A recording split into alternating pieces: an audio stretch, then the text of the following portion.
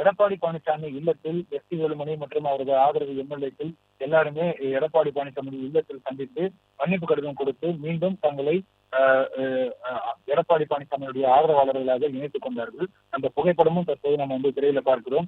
எடப்பாடி பழனிசாமியுடைய இல்லத்துல எஸ்.பி. வேலுமணி மற்றும் அவரது ஆதரவு எம்எல்ஏக்கள் எல்லாருமே எடப்பாடி பழனிசாமி இடத்துல கடிதம் கொடுத்திருக்கக்கூடிய அந்த புகைப்படம் தற்போது அதிகாரப்பூர்வமாக வெளியிடப்பட்டு இருக்கிறது. அந்த புகைப்படத்தை நாம் பார்க்கிறோம். இந்த சந்திப்பு ஏறத்தாழ 1 மணி நேரத்துக்கு மேலாக நீடித்தது. பல்வேறு விவகாரங்கள் குறித்து இந்த சந்திப்பில் ஆலோசிக்கப்பட்டதாக தெரிகிறது. நேற்றைய தினம் எஸ்.பி. வேலுமணியுடைய ஆதரவாளர்கள் 4 சட்டமன்ற உறுப்பினர் மற்றும் முன்னாள் அமைச்சர் திரு தங்கமணி உள்ளிட்டவர்கள் எடப்பாடி பழனிசாமியை சந்தித்து ஆலோசனை நடத்தினாங்க. தற்போது கட்சியில் நிலவக்கூடிய விவகாரங்கள் குறித்தும் அதே போல மீண்டும் ஒன்றிணைவது குறித்தும் அதற்காக சில கோரிக்கைகளும் முன்வைத்ததாக கூறப்படுகிறது. குறிப்பாக சட்டப்பேரவை சபாநாயகர் ஜே.சி.டி. பிரபாகரை சந்தித்து கொறடா அக்ரி கிருஷ்ணமூர்த்தி ஒரு கடிதத்தை கொடுத்திருந்தார்.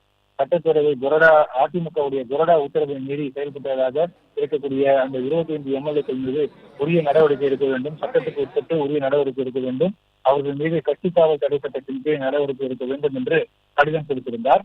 அந்த கடிதத்தை திரும்ப பெற வேண்டும், கட்சியில தங்களுக்கு ஏற்கனவே வழங்கப்பட்ட பதவியை மீண்டும் வழங்க வேண்டும் உள்ளிட்ட கோரிக்கைகளை நேற்று தினம் எஸ்.பி. வேலுமணியுடைய ஆதரவாளர்கள் முன்வைத்ததாக ஒரு தகவல் வெளியாகி இருக்கிறது. இந்த பேச்சுவார்த்தை ஏறத்தாழ அரை மணி நேரம் நேற்று தினம் நீடித்தது. அதன் தொடர்ச்சியாக சி.வி. சண்முகம் அலுவலகத்துக்கு சென்று எடப்பாடி பழனிசாமியுடனான சந்திப்பு குறித்து நீண்ட நேரமாக ஆலோசனை நடத்தப்பட்டது.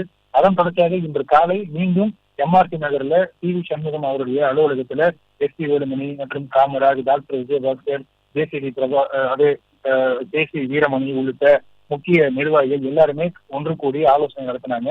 கிட்டத்தட்ட 2 மணி நேரத்துக்கு மேலாக ஆலோசனை நடத்தியதற்கு பிறகு சி.வி. சண்முகம் அலுவலகத்தில் இருந்து எடப்பாடி பழனிசாமி இல்லத்துக்கு வருகை தந்திருந்தாங்க. எடப்பாடி பழனிசாமியை சந்தித்து மன்னிப்பு கடிதம் கொடுத்து அவரிடத்துல அவருடைய ஆதரவாளர்களாக இங்கு தொடரவும், கட்சிக்கு இணைந்து பணியாற்றுவோம் என்று உத்தரவாதத்தை கொடுத்திருக்கிறாங்க.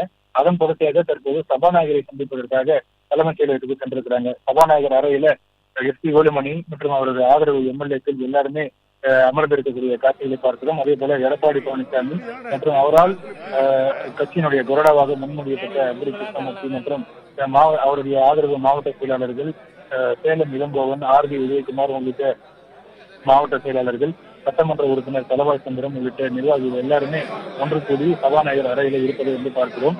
தனித்தனியாக ஒவ்வொரு சட்டமன்ற உறுப்பினர்களும் தனித்தனியாக மன்னிப்பு கடிதம் கொடுத்திருக்கிறாங்க. பிளே ஸ்டோர் மற்றும் ஆப் ஸ்டோரில் இருந்து பாலிமர் செயலியை QR கோடு மூலம் பதிவிறக்கம் செய்யுங்கள். செய்திகளை உடனுக்குடன் பெறுங்கள்.